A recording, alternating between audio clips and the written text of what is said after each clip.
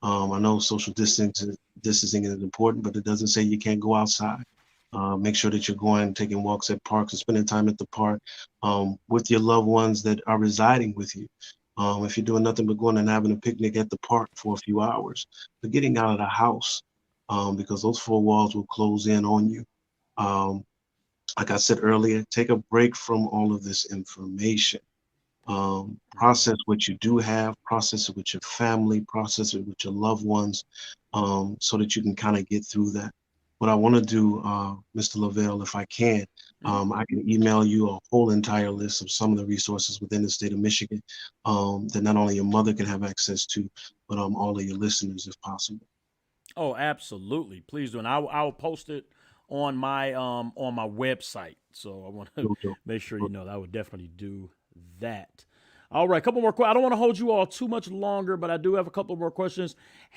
Miss Hannah, I think you dealt with this in the misconceptions portion, but I do want to ask it. This is my sister. She says so many things are being said about the vaccine. One of those being that it has tracking capabilities. Is that true? And again, I think this goes back to us just kind of being cautious about everything. When we inject ourselves with something, we want to make sure that we're not being guinea pigs or whatnot. So what would you say to that? Absolutely. This is a great question, and a question that kind of I think stems from some of the scientific terms. So let's kind of unbox what these terms are. So the term nanoparticle is the little lipid bubble that carries the mRNA into the cell. And nano doesn't refer to it being a microchip. It's the size of the particle. It's a very, very small particle. And I like to think of this nanoparticle as like a happy layer of fat. Like when you eat a lot of cookies, you need to protect your organs. So it's carrying that piece of mRNA into your body because the mRNA is very fragile. So that nanoparticle isn't a microchip. It's just a happy layer of fat that's carrying that mRNA safely into your cell. And once it's in your cell, that fat kind of disintegrates and it's a natural substance and your body kind of reabsorbs it and you're good to go. Okay. All right, I'll throw this next question out here real quick. My uncle asks if a person only takes one of the two shots, what are the chances? Does that decrease those 95, or 70% chances? So for the Johnson & Johnson, it doesn't because it's the one-shot wonder. So if you don't like needles or you're worried that you're not in a stable position in your life and you want to kind of one and done, we say one and done or two and through. So get the Johnson & Johnson because they are finding that if you did a side-by-side comparison of the Johnson & Johnson versus one of the doses of the mRNA vaccines, we get about 50% efficacy, so about half the protection for just one dose. So the really long-lasting protection you get is in that 2-dose series or that one shot of the Johnson & Johnson. And if you miss your appointment or something happens, say we had someone go off to Mexico and they were just coming back, just get your second shot as soon as you can after that the time period has lapsed. All right. I will throw this question at Mr. Hill. My neighbor, Miss Sandy, wants to know, are there any vitamins that you recommend to protect yourself from the virus? Any type of vitamins? There are some things that I was taking, and I'm not the doctor like the nurse like Hannah, but I can make suggestions of some of the things that I was taking that kind of helped me through the process. I guess the first thing I would say, my home remedy was always a hot toddy. I drank one of those every day. When I had COVID, a little whiskey, tea, and honey, and lemon, and a little ginger. But some of the things that I purchased from the store was colloidal silver. That helps a lot with your immune building. Also, turmeric. And you can get turmeric tea or even turmeric pills. Those help a lot. Also black seed oil or even the black seed tablets cut down a lot of mucus in your body and helps a lot with your breathing and with your breathing. And I also had a hibiscus tea, which helps with your blood circulation. Exercise is very important. I was doing push-ups and some everything on a daily basis when I had COVID. to make sure I wasn't getting any, weaker, didn't really have any problems with my breathing or anything. And so those are some of the things off the top of my head that I would definitely recommend for you to just keep ongoing in your home. Yeah, I know when my wife had it, and Nurse Hannah, I'll let you answer that also. But I know when my wife had it, we did a orange peel in hot water and let it Oh, boil, and she just kind I of did. breathed in, Yeah, and it really helped her a lot with her breathing. So that was I good. did not. I didn't mention that also. I did. I was doing breathing treatments um, at least once a day, 20 minutes a day over steam Yep. with some lemon peels or orange peels. A good thing to purchase to put in that water would be some of that Vicks vapor oil um, and putting it in the boiling water. Put the towel over your head and just do a breathing treatment. And anything that comes up through your coughing or through your nose, definitely you want to spit that out or blow it out to kind of keep yourself clear. Okay. All right. Nurse Hannah, do you have any recommendations? Yeah, I'd just say eat a really healthy diet. Try to hit all the food groups. It's totally fine to eat a cheeseburger or Chick-fil-A every once in a while, because that's part of taking care of yourself during the pandemic. You can't, be so strict that you drive yourself crazy trying Yeah. to stay healthy. You Windex everything. So just take really good care of yourself. Be intentional in what you're putting in your body. Make sure that they're good nutrients, but also let yourself live life. Have a cupcake, have some Chick-fil-A every once in a while, exercise, but make sure it's something fun, that you're going to keep up with. Like, I like to run, but it's not everyone's cup of tea. Some people like to dance or cycle or just take their dog for a walk. So just make sure it's sustainable and it's intentional and something that you can enjoy and you enjoy eating the food you're eating. Awesome, awesome. I know one thing I do is I have many concerts for my 8-month-old son. And by the time I'm done singing every Disney song ever written, I'm sweating. And all right, Nurse Hannah, since I got you here, my mom is asking. My mom is a nurse for over 30 years. So I know a lot of times when she's asking a question, she's pretty much asking for my benefit and others. But she says, are the vaccines safe for people with compromised immune systems? They are. And my mom's also a nurse for the last 30 years. So Wow. thank you for your service. You're amazing. I think when you're looking at the science and you're looking at a compromised immune system, you're also at an increased risk for COVID-19. So by getting the vaccine, you're protecting yourself safely. And if you're looking at who was included in these vaccine trials, there's people with HIV and other immunocompromised disorders that were included, and they have been recommended by their doctors to get vaccinated, especially if you're immunocompromised, because you are at risk of having severe COVID and ending up someplace like the hospital where you might find me or your mom, but you don't necessarily want to see us there. So Right. Okay. All right. My mother-in-law says, what resources are available for children? Because if this is difficult for adults, imagine what the kids are going through. Mr. Hill, I know you're going to give me some resources and I'll put them on there, but are there any resources like specifically directed for the children? My best friend Steve, he has a 2-year-old grandson, and he told me that it hurts his heart when they send him videos from the daycare center of these 2-year-old kids wearing masks. So I can imagine that this is pretty trying on everybody. And I guess we're not really looking at the kids and what they're going through, but life is completely changed for everybody. So are there any resources? Definitely some resources I can try to add to what I'm going to already send you, but Okay. um, this is a conversation I just had with my team on this past week because I think as we move forward with these vaccines, I'm very concerned about youth and teens in this process, and I don't want them to get lost in the shuffle. Again, how I said earlier with my own daughter, children process this whole thing completely differently. I think the first primary resource is going to be you as a parent or as a caregiver, making sure that you break down things on their level. The best medicine you can give anybody, I will always say it, is time. And making sure that you're spending that time, especially with children, because their minds are so much like sponges and they know how to work your devices better than you do. as far as your computers and your phones, and are typing in information a lot Right. than you are. And so being able to compartmentalize that and spending time helping them understand the differences between maybe the vaccines, uh, what the vaccine is for, that is here to help us and not harm us, and making sure that you have a conversation. I'm scheduled to do that with a group of young men on next week. And I just want to know how they feel in totality about um, this virus, about this pandemic, and how it's affected them individually and collectively.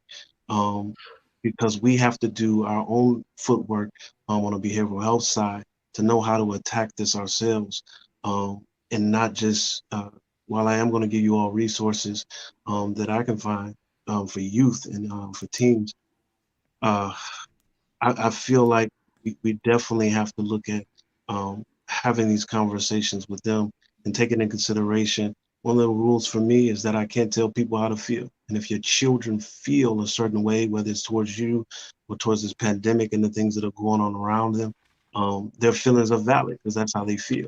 How am I going to adjust and make sure they don't feel negatively and address how they're feeling so that we can make sure that we cope through this whole thing together?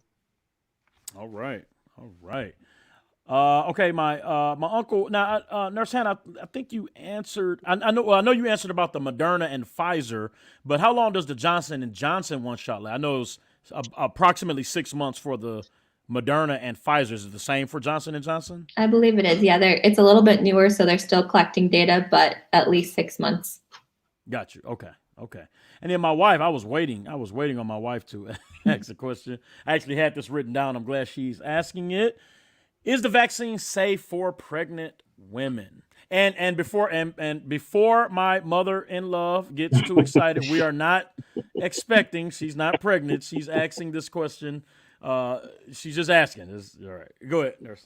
This is a great question. And as someone who has a background in OB, it's something that I felt like I wanted to empower myself on. And as a young woman, talking to a lot of my friends, their childbearing ages, to make sure that we're making the right decision for not only the mom, but also the baby that's inside her. So the ACOG, which is the big American obstetrics and gynecologists, they recommend getting the vaccine if you are pregnant or if you're thinking of becoming pregnant. And there's a couple of reasons behind this. The first one is that when you're pregnant, you are at high risk for a severe COVID-19 infection. When I was working in New York City, we had a lot of moms that became very, very sick with COVID-19 and had poor outcomes. So by getting your vaccine, you're protecting yourself and also your child as well. Additionally, if you decide to breastfeed after you have your baby, those antibodies are passed from you to your baby so that they get protection from COVID-19. So you're doing kind of a 2-for-1 because they're not eligible for the vaccine. You're protecting yourself and you're also protecting them as well. All right. All right. Well, listen. If no one, I have one more question that my mother wrote down, and I have one real quick, and I'll ask these two. And if no one else has any questions, we're gonna let you go. My mom asks, are there any medications that are known to be contradictive with taking the vaccines? That's a great question. So there's only one medication, and it's a relatively new medication, and that is all of the COVID-19, the monoclonal antibodies. And so you would receive this if, say, you had COVID-19 and you had risk factors. So say you had hypertension, you had diabetes, and you were obese, and you were starting to show severe symptoms or mild, moderate symptoms of COVID-19, your doctor may prescribe that you get these monoclonal antibodies. And then after you get this treatment, you have to wait 90 days before getting your COVID-19 vaccine. And so that's the one medication contraindication for the COVID-19 vaccine. And it's temporary. You can get it after 90 days, and you do get protection from the monoclonal antibodies, but you can't get your COVID vaccine for 90 days after administration of these. Gotcha. Okay. All right. So my last question is, I didn't write it down right, so I want to make sure I ask it correctly.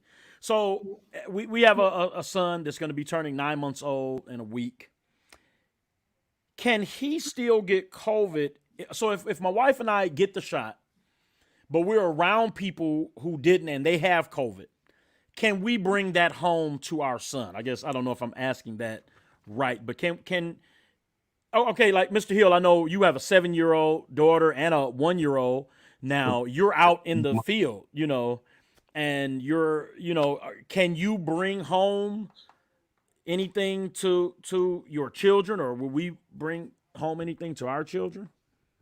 I know for me, and Hannah can speak more to this, but I know for me there are precautions that I take upon coming home because I am primarily working from home, but when I am out in the community, my son is 5 months, and so Okay. I'm stripping at the door, and so making sure I don't even take those clothes into the house or straight to my basement, um, and making sure I'm washing my hands as soon as I come in before I even touch him, um, and hand sanitizer. But those are some of the precautions that I'm taking on a daily basis just to make sure I protect my family. Got you. Nurse Hannah?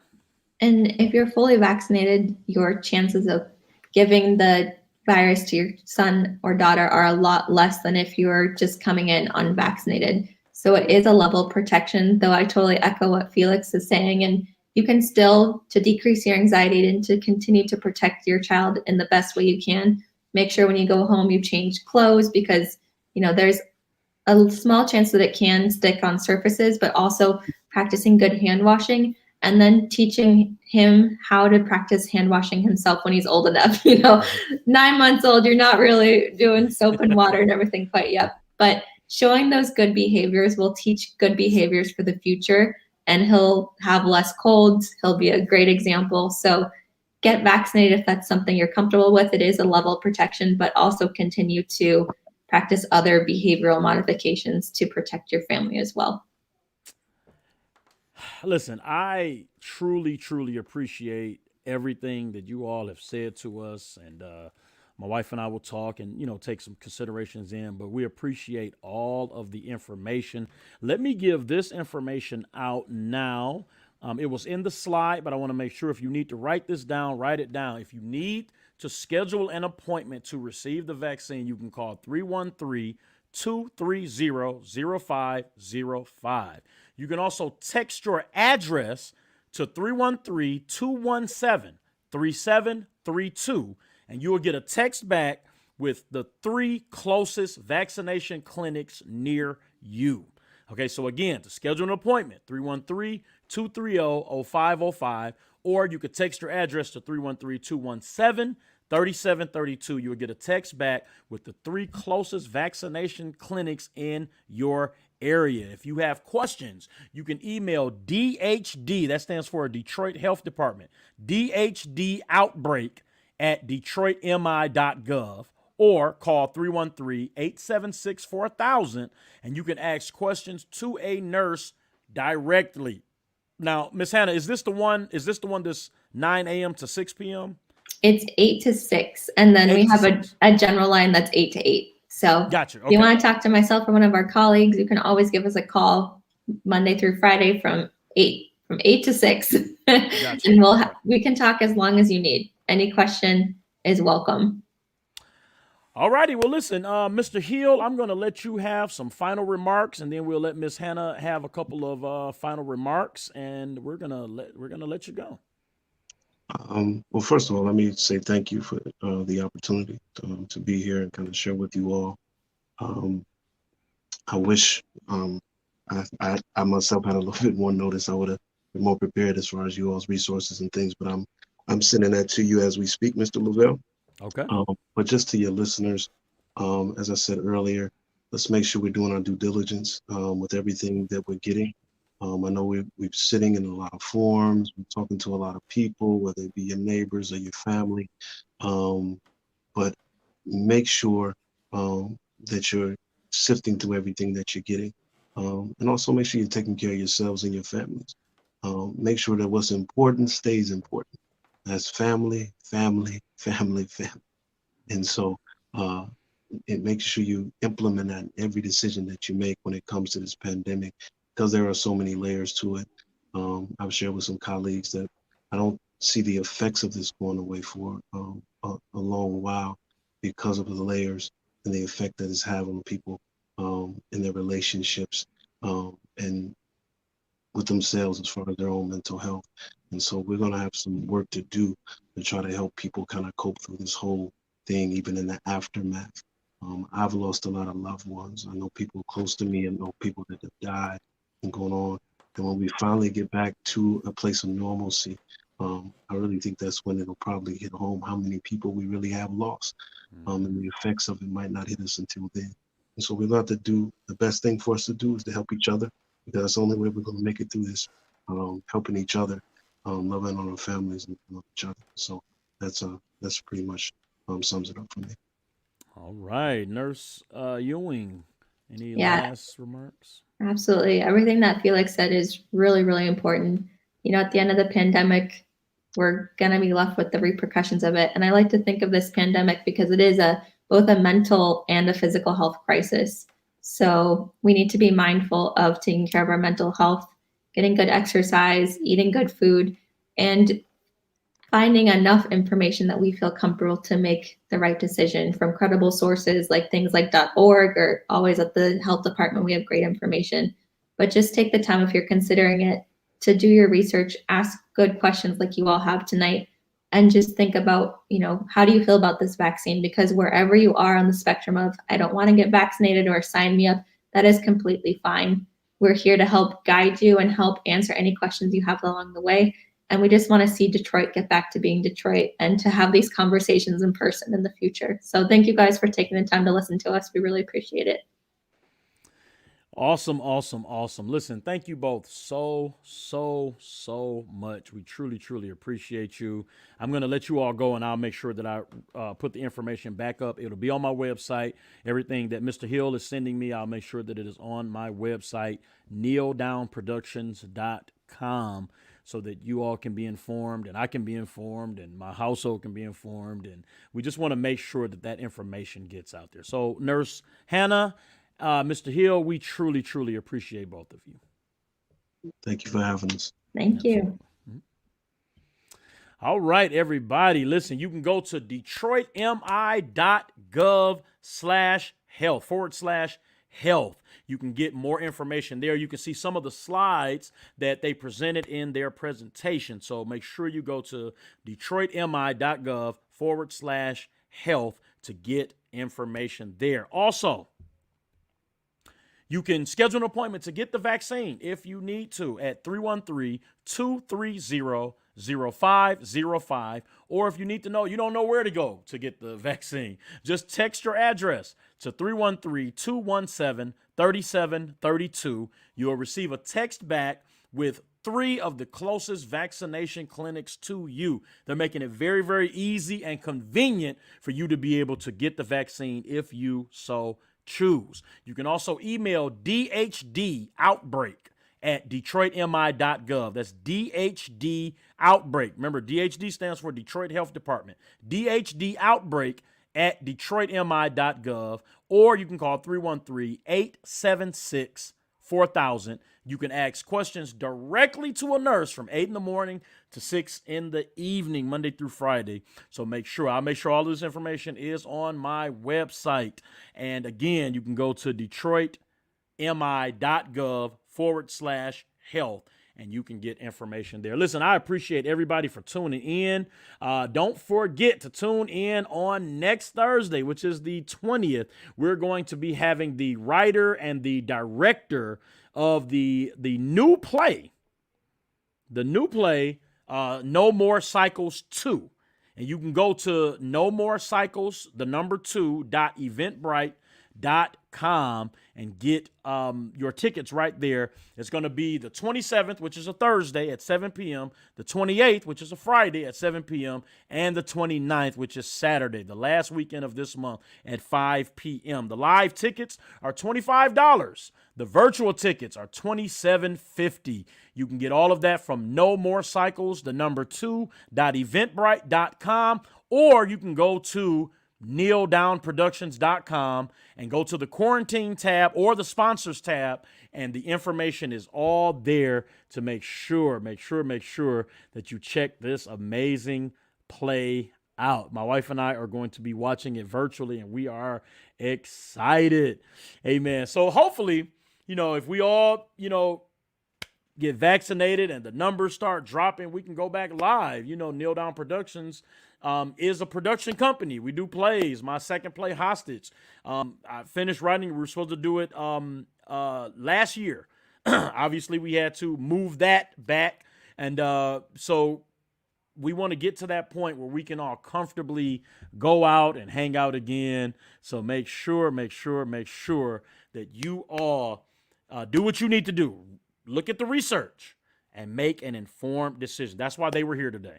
That's why Mr. Hill and Nurse Ewing were here today, not to try to trick you into taking the vaccine. They were here to make sure that you are informed about the vaccine. That's it. So, want to make sure that everybody goes to DetroitMI.gov/health.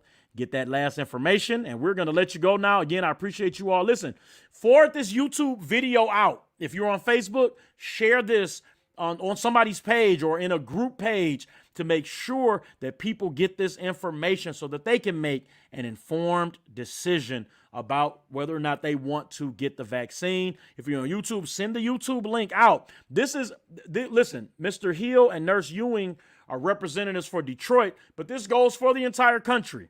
Right? The numbers obviously are changing, won't be the same, but the information is the same all across the country. So send this out to your friends down in Florida, over in California, in Texas, or Iowa, or wherever, right? Just send them this information to make sure that they have the information. Again, thank you all so much. We appreciate you for tuning in. Next week, we'll see you on the show. We'll